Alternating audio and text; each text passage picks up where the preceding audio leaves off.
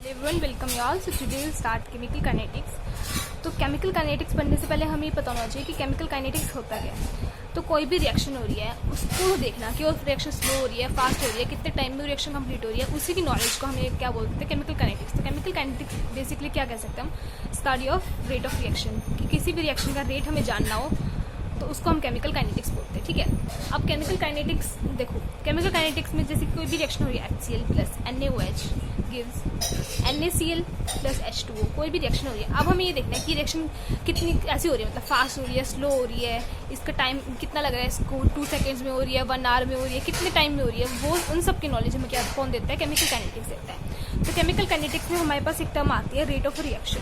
तो rate of reaction हमें ये रिएक्शन है और इसका हमें रेट निकालना है। तो वो कैसे निकालना है, रेट ऑफ रिएक्शन हमारे पास क्या होता है कि ये हमें कहता है कि change in concentration of reactant या फिर product, change in concentration of reactant या product with respect to time. ठीक है, ये हमें क्या बोलते हैं, केमिकल रेट ऑफ रिएक्शन की डेफिनेशन है।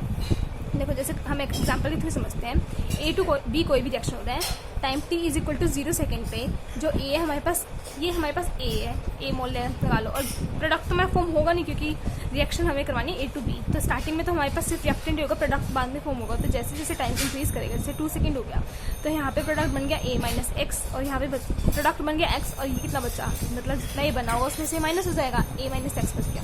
तो अगर हमें यहाँ पे रेट ऑफ रिएक्शन निकालना हो तो रेट ऑफ रिएक्शन कैसे निकालेंगे, मैंने आपको क्या बोला, change in concentration of reactant या प्रोडक्ट। तो चेंज इन कंसंट्रेशन dC/dt, इसको चेंज बोलते हैं कंसंट्रेशन ऑफ रिएक्टेंट, या फिर हम ये बोल सकते हैं dP/dt। तो change in concentration of reactant मतलब DC से हमने आप यहाँ पे CR मतलब C के प्लेस पे, या फिर dC/dt, C से कंसंट्रेशन हो गया विद रिस्पेक्ट टू टाइम। अब हम रिएक्टेंट के टर्म्स में लिख सकते हैं इसको, और P से प्रोडक्ट के टर्म्स में लिख सकते हैं। तो हमारा ये फॉर्मूला आ गया यहाँ पे। ठीक है, इसको हम ये बोल सकते हैं C2 माइनस C1 क्योंकि चेंज हो गया बाय T2 माइनस T1, क्योंकि यहाँ पे हमें change in concentration of reactant by with respect to time. ठीक है, अब हमें एक बात याद रखनी है कि जो रेट ऑफ रिएक्शन होता है ना, ये हमेशा ही क्या होता है, हमारे पास पॉजिटिव होता है। ये बात है ना बहुत ज़्यादा इंपॉर्टेंट है कि रेट ऑफ रिएक्शन है वो हमेशा पॉजिटिव रहेगा, इस बात को याद रखना। ठीक है, अब एक एग्जाम्पल के समझते हैं, जैसे कि A टू B हमारा कोई भी रिएक्शन हो रहा है, time t is equal to 0 पे ये 10 मोल है इसके, और तो प्रोडक्ट 0 मोल होगा। अब t is equal to 2 second है हमारे पास, तो ये बना 8 मोल और ये हो गया 2 मोल। तो यहाँ पे हमें क्या निकालना है कि रेट ऑफ रिएक्शन निकालना है हमें। ठीक है, तो रेट ऑफ रिएक्शन में कैसे निकालेंगे, C2 minus C1 divide by T2 minus T1 से निकाल सकते हैं हम।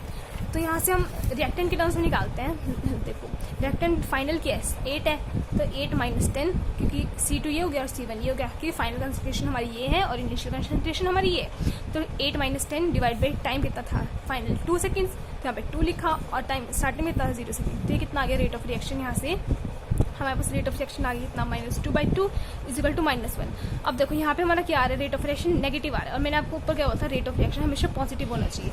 तो इसलिए हम क्या करते हैं, जो रिएक्टेंट होता है ना उसके आगे हम एक माइनस का साइन लगा देते हैं।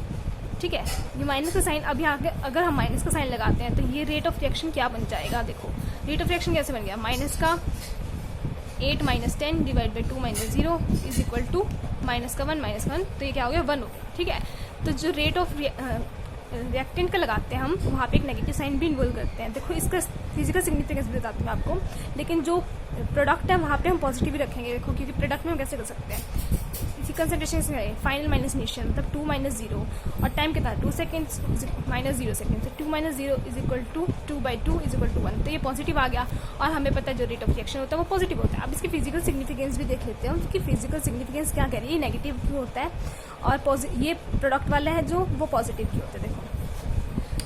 देखो अगर हम A टू B जा रहे हैं, देखो जैसे जैसे टाइम इंक्रीज करेगा जो A है वो B में चेंज होता जाएगा, हमें पता है। तो A क्या हो रहा है, डिक्रीज होता जा रहा है, मतलब जो रिएक्टेंट है हमारा, ये रिएक्टेंट है और ये हमारा प्रोडक्ट है, मतलब विद रिस्पेक्ट टू टाइम जो रिएक्टेंट है वो डिक्रीज होता जाता है।